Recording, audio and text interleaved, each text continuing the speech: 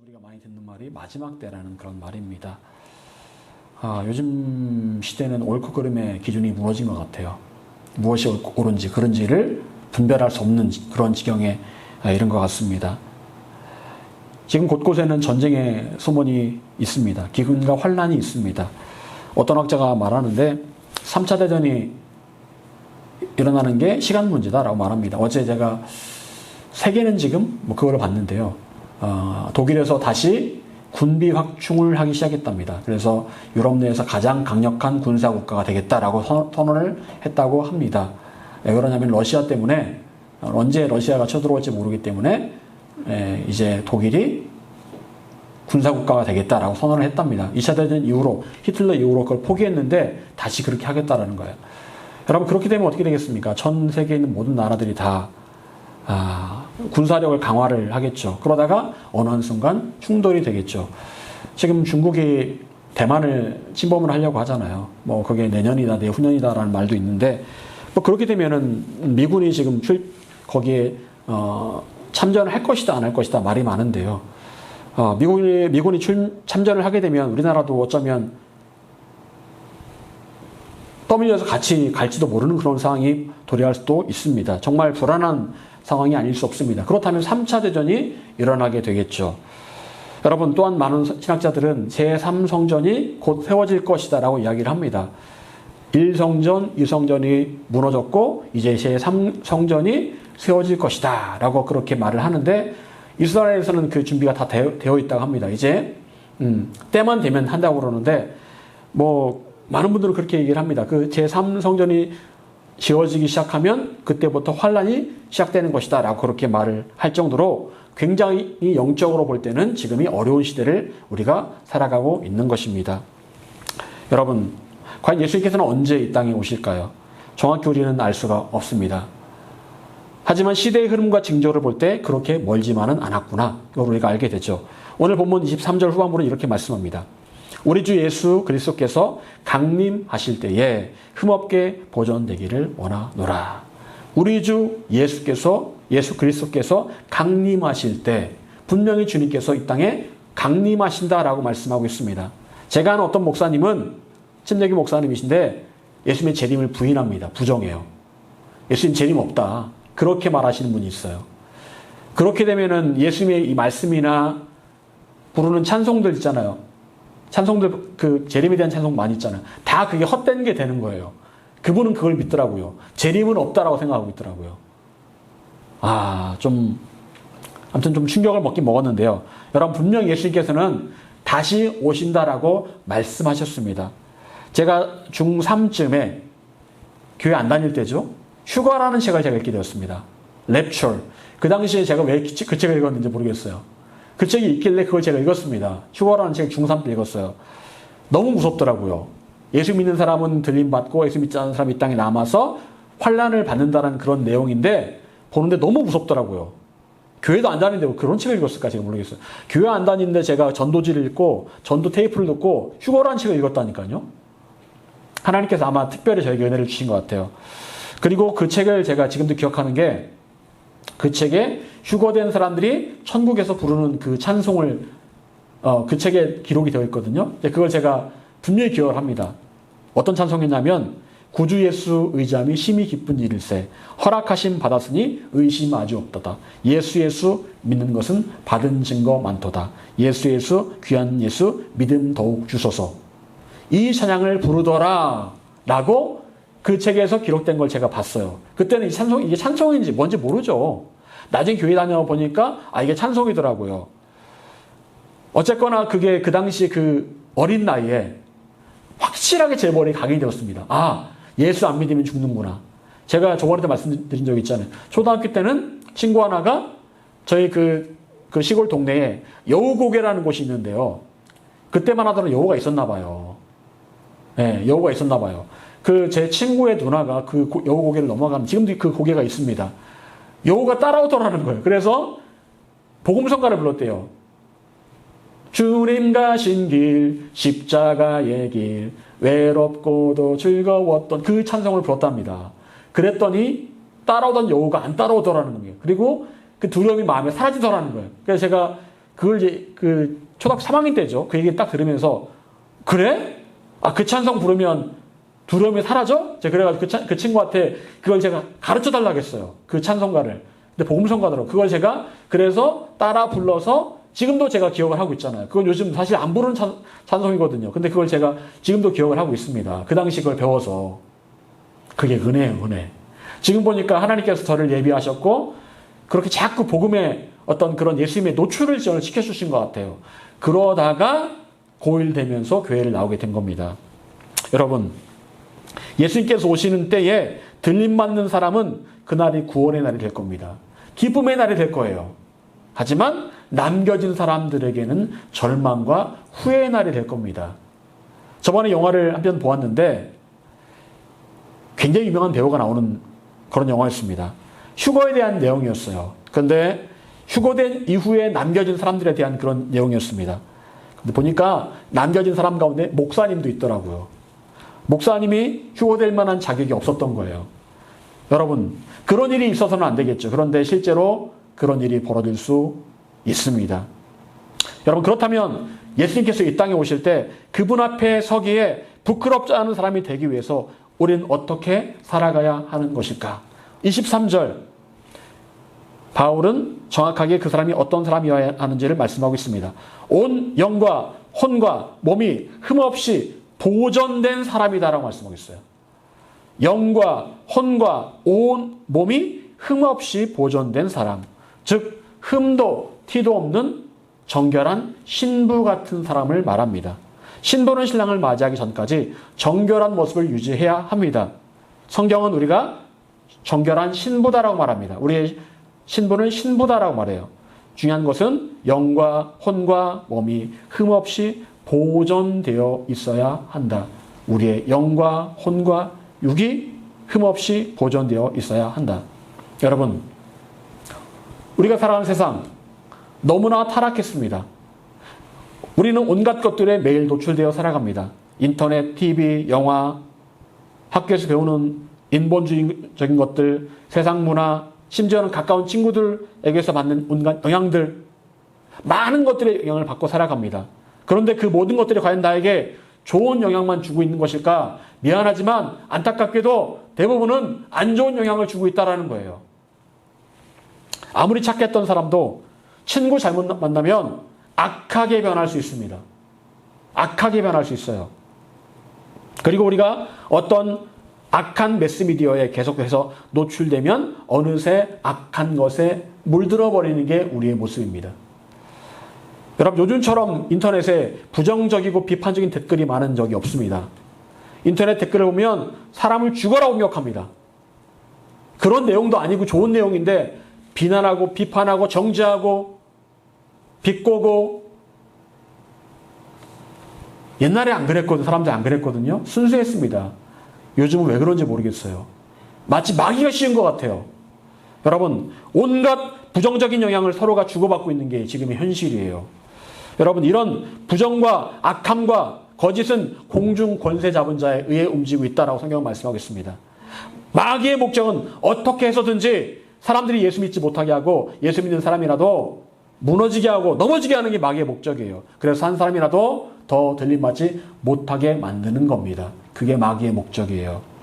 여러분, 우리는 어떻게 예수님께서 오실 때까지 온 영과 혼과 몸을 흠없이 보존하며 지켜갈 수 있을까요?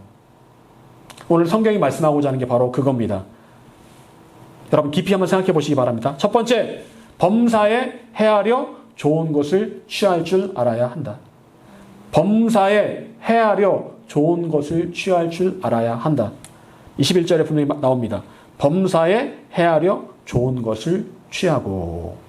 여러분, 세상에는 좋은 것이 있고 안 좋은 것들이 있습니다.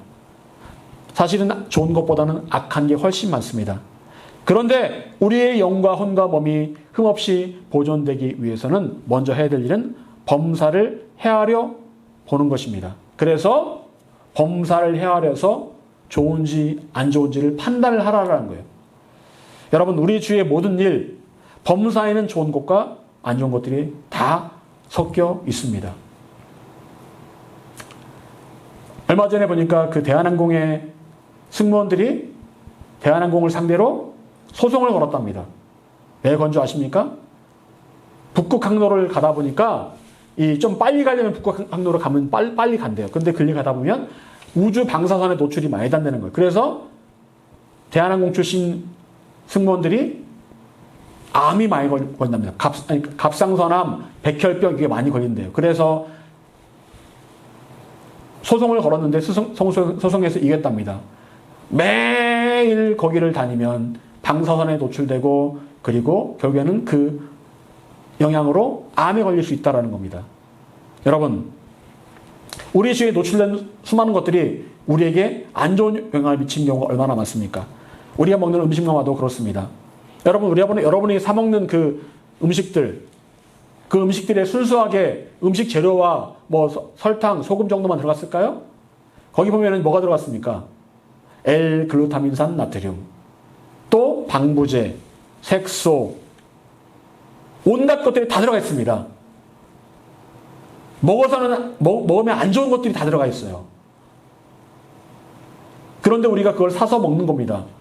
왜? 식품회사에서 식품 보존 처리를 하기 위해서 색깔을 이쁘게 내기 위해서 그걸 쓰는 거예요.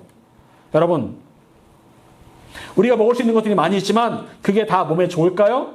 절대로 그렇지 않습니다. 요즘 20대, 30대 젊은 당뇨 환자들이 많답니다. 여러 가지 이유가 있겠지만 중요한 원인 가운데 하나는 먹는 것을 절제하지 못하고 운동하지 않기 때문이랍니다.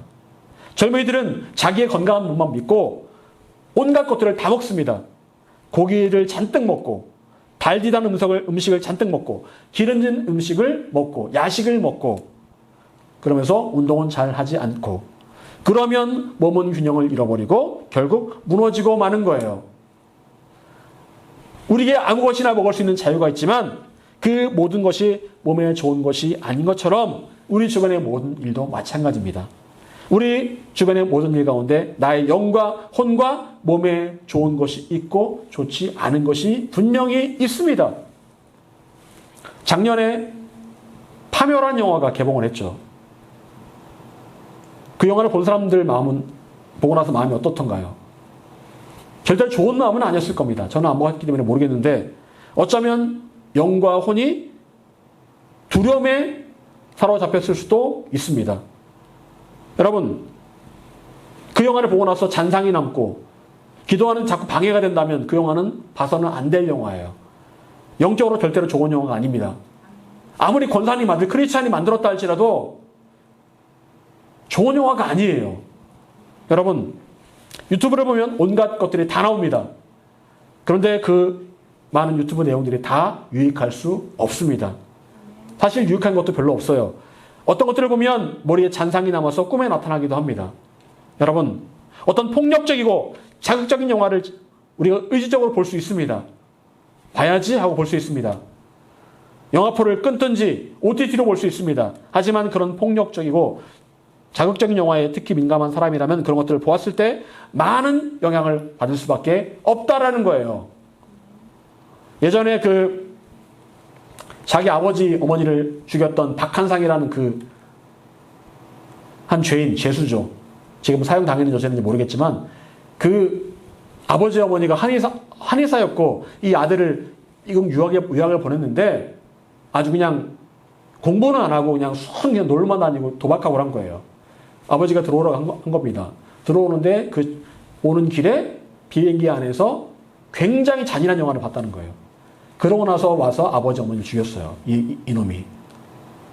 순간 자기가 본 그 영화의 잔상이 남아서 그대로 실천한 거예요.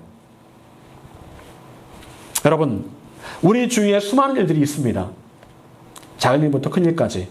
그리고 그 많은 일들 가운데 여러분의 영혼, 육에 유익이 되는 일이 분명히 있고 해가 되는 일이 분명히 있습니다. 영혼, 육 모두에 만족할 만한 일이 있을 것입니다.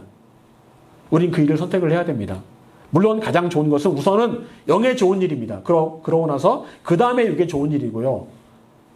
하지만 영에 좋으면 일단은 합격입니다. 여러분, 여러분의 영에 좋은 일이 무엇입니까? 바울은 말합니다. 범사를 헤아려 보아라. 모든 일을 다 생각해보고 헤아려보고 곰곰이 생각해보라는 거예요.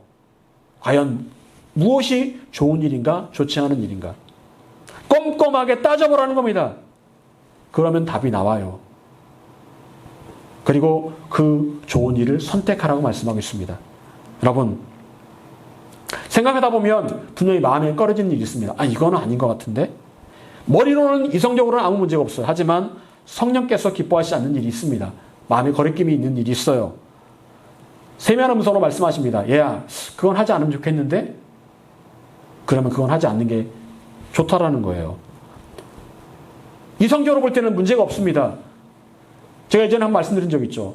제가 아는 목사님이 당구를 그렇게 좋아하는데 어느 날 하나님께서 말씀하시더라는 거예요. 야, 당구를 좀 안 치면 안 되겠니? 당구를 너무 잘 치고 또 좋아하니까 치고 싶은데 당구 안 치면 안 되겠니? 생각해보니까 당구 치느라고 성경 볼 시간이 없고 기도할 시간이 없더라는 거예요. 당구 때문에. 그래가지고 그때부터 당구를 이분이 끊으셨답니다. 당구 치는 거 나쁠 거 없잖아요. 나쁠 거 없습니다. 당구 대회도 있고 당구 챔피언십도 있고 다 있어요. 근데 그게 하나님보다 더 우선이고 말씀 보는 것보다 기도보다 더 우선이라면 그거는 유익한 일이 아니라는 거예요. 예를 들면 그렇다는 겁니다. 여러분, 성령께서는 우리에게 우리 범사에 무엇이 좋은지 좋지 않은지를 더 잘 아십니다. 성령님께 물어보세요. 무엇이 옳습니까? 무엇이 좋지 않습니까? 무엇이 좋은 일입니까? 사랑하는 여러분, 여러분 주위에 일어나는 범사에 대해서 늘 헤아릴 줄 아는 지혜가 있으시기를 바랍니다. 하나님께서 여러분에게 판단력을 주셔서 범사의 모든 일에 좋은 것, 좋지 않은 것을 알게 하시기를 간절히 소망합니다.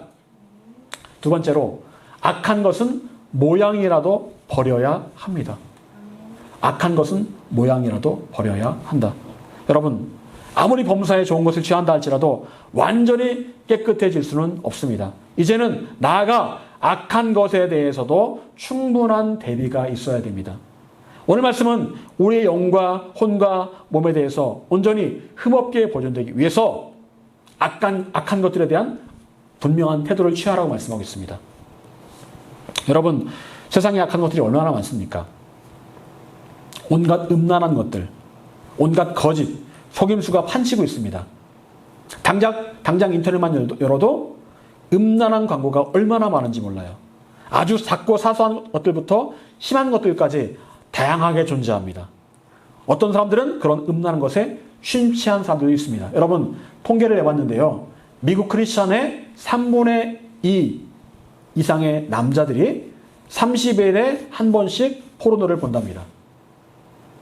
미국 크리스찬 교회 다니는 사람 3분의 2의 남자들이 30일에 한 번씩 포르노를 본다. 그리고 미국 크리스찬 청년들 있죠? 청년들의 거의 대부분이 교회에 안 다니는 친구들과 똑같이 포르노를 접하고 있다는 통계가 있습니다. 여러분, 이렇게 포르노에 중독된 수준의 시점은 분명히 처음부터 포르노는 아니었을 겁니다. 작은 음란물에 조금씩 노출되면서 더 센 거를 찾다 보니까 거기까지 간 거예요. 그리고 어느샌가 뇌가 중독되어 버린 겁니다. 포르노는 중독이에요.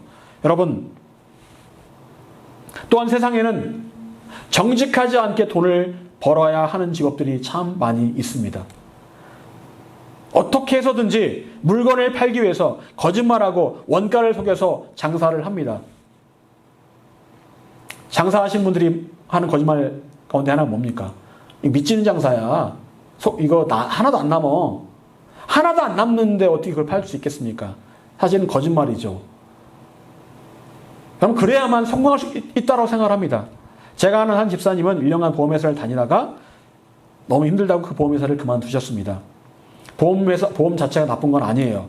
그런데 보험을 들게 하기 위해서 그동안의 친분 관계를 이용을 해야 되는 거예요. 찾아가서 아쉬운 소리도 해야 되고, 사실은 보험들만 형편이 안 되는데도 자꾸 보험들하고 강요를 해야 되고 하니까 너무 그게 본인의 양심에 찔린 거예요. 그래서 보험회사를 그만뒀는데 그렇게 속이 시원할 수가 없더랍니다. 여러분, 빛의 열매는요, 의로워야 됩니다. 빛의 열매는 의로워야 돼요. 불의한 일은 멀리해야 됨을 말씀하는 겁니다. 그런데 우리가 사는 세상에서는 뭔가 편법을 쓰지 않거나 인맥을 동원하지 않거나 각종 수단을 동원하지 않으면 성공 못한다라고 가르칩니다. 어떻게 해서든지 인맥을 잡아라, 줄을 잡아라라고 말해요. 하지만 여러분, 하나님 말씀은 분명합니다. 악은 모양이라도 버려라. 악하다고 생각하는 것은 흉내조차 내지 말아라. 내가 직접 악한 일을 하지 않아도 그 근처에도 가지 말라고 말씀하시는 거예요. 여러분, 정말 세상에는 악의 모양을 가진 것들이 얼마나 많이 있습니까? 아무리 좋은 의도라 할지라도 악한 모양을 가진 것들에 대해서 우리의 태도는 분명해야 됩니다. 절대로 근처에도 가지 않겠다는 자세가 필요해요. 흉내도 내지 않겠다는 그런 의지가 필요합니다. 요즘 케이블 TV를 보게 되면 지예은이라는 한 연예인이 나옵니다. 지예은. 이름에서 알 수 있듯이 예수님의 은혜라는 뜻이에요.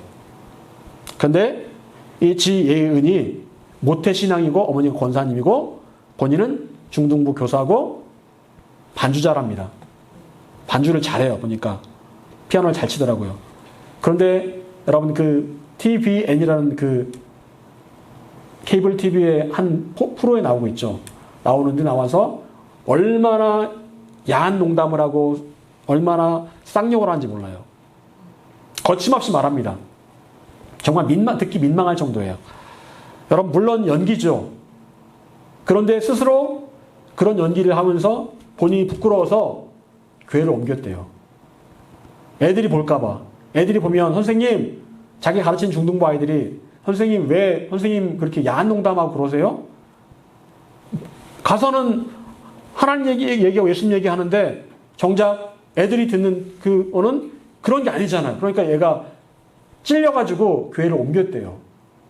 여러분, 교회를 옮겨야 될 정도로 오랫동안 다녔던 그 교회를 옮겨야 될 정도로 양심에 찔린다면 그렇게 사는 게 맞는 걸까요?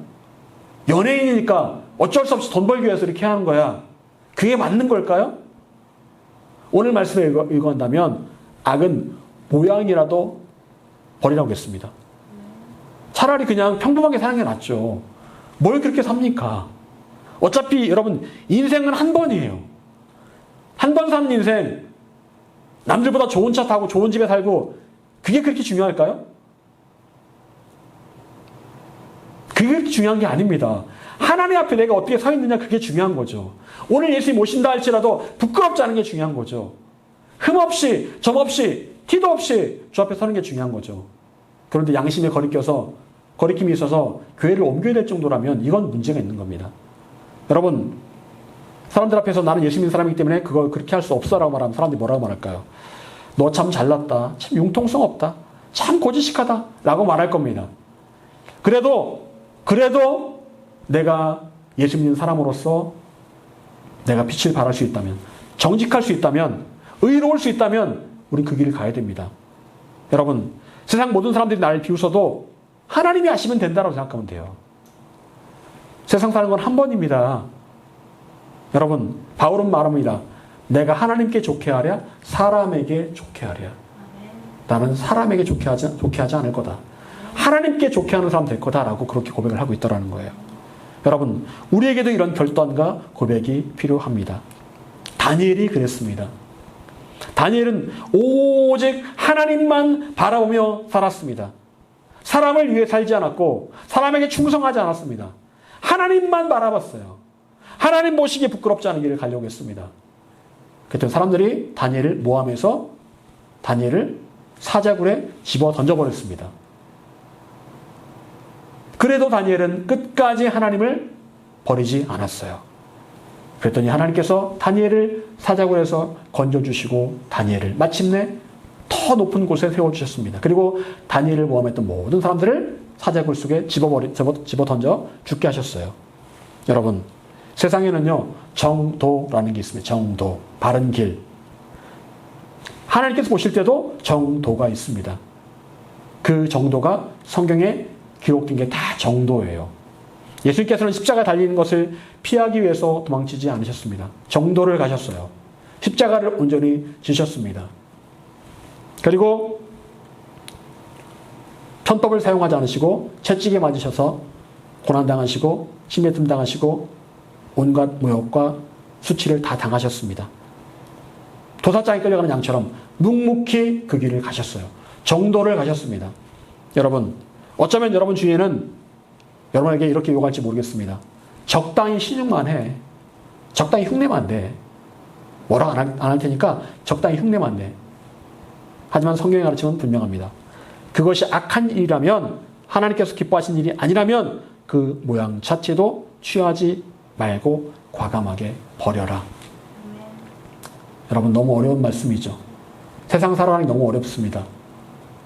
그래도 정도를 가면 하나님께서 우리를 지켜주실 것을 믿으시기 바랍니다. 오늘 본문 23절은 말씀합니다. 평강의 하나님이, 내가 하나님께서 말씀하신 그 길을 간다면 평강의 하나님께서 나에게 이 평강으로 채워주시겠다라고 말씀하십니다. 여러분, 평강은 내가 얻겠다고 해서 얻어지는 게 아닙니다. 예수 안 믿는 사람들은 명상 같은 걸 해서 평강을 얻겠다고 합니다. 단지 마인드 컨트롤일 뿐이에요. 진짜 강 같은 평강은 하나님에게서 올라옵니다. 하나님의 평강이 임하면 그 어떤 상황에서도 절대적인 평강을 누리며 안심할 수 있고 염려하지 않을 수 있습니다. 여러분, 우리가 예수님께 다시 오시는 그날까지 불안해하지 않고 염려하지 않는 것, 그것이 바로 하나님의 뜻입니다. 늘 평강을 누리는 게 하나님의 뜻이에요. 3차 대전이 나든 안 나든 중요한 거 아닙니다. 그 어떤 상황에서도 우리는 평강을 누릴 수 있어야 합니다. 평강의 지배를 받을 수 있어야 돼요. 여러분, 하나님의 평강을 잃어버리면 하루를 살아갈 때 전혀 즐겁지 않고 우울하고 의미 없고 행복하지 않습니다. 하지만 그건 주님께서 우리에게 원하시는 모습이 아니에요. 하나님께서 주시는 평강이 나의 마음을 지배해서 그 평강이 다른 사람에게 흘러가게 하는 것, 그것이 바로 하나님께서 우리에게 원하신 인생입니다. 여러분, 저와 여러분의 영과 혼과 몸은 주 앞에 설 때까지 흠없이 온전하게 보존되어 있어야 합니다. 거룩한 신부의 모습으로 서기에 부끄럽지 않아야 합니다. 그렇게 되기 위해서 오늘 말씀처럼 범사를 헤아려 보십시오. 모든 일을 헤아려 보세요. 그리고 그 중에서 좋은 것을 취하고 좋지 않은 것을 있다면 모양이라도 버리시기 바랍니다. 그리고 아무리 사소하다 할지라도 절대로 흉내조차 내지 않으려고 노력을 해야 됩니다. 제가 예전에 고백을 하는데 대학교 때요. 이렇게 학교를 이제 끝나고 가는데 누가 이렇게 담배 한 갑을 놓고 갔더라고요. 그래서 제가 담배가 너무 펴보고 싶은 거예요. 그때 그 나이에. 그래서 담배를 제가 하나 딱 빼가지고 한번 펴봤습니다. 거기 라이터도 있길래. 그러고 나서 바로 후회했어요. 와, 담배는 피울 게 못 되는구나. 너무 기침이 많이 나가지고 야, 이걸 무슨 맛으로 피냐 했었는데, 여러분 지금 생각해보면 모양이라도 버려야 돼요. 사실은 그런 것도 조차 하지 말았어야 되는 거예요. 여러분, 거룩한 신부가 되기 위해서는요, 범사를 헤아려서 악은 그 모양이라도 버릴 수 있어야 합니다. 여러분의 온 영과 혼과 몸에 좋은 게 분명히 있습니다. 그걸 우리가 취해야 되는 거예요. 그래야 건강해집니다. 사랑하는 여러분, 우리 모두가 여러분의 범사를 잘 돌보아서 주님 오시는 그날까지 흠없이 보존될 수 있기를 간절히 축원합니다. 기도하겠습니다.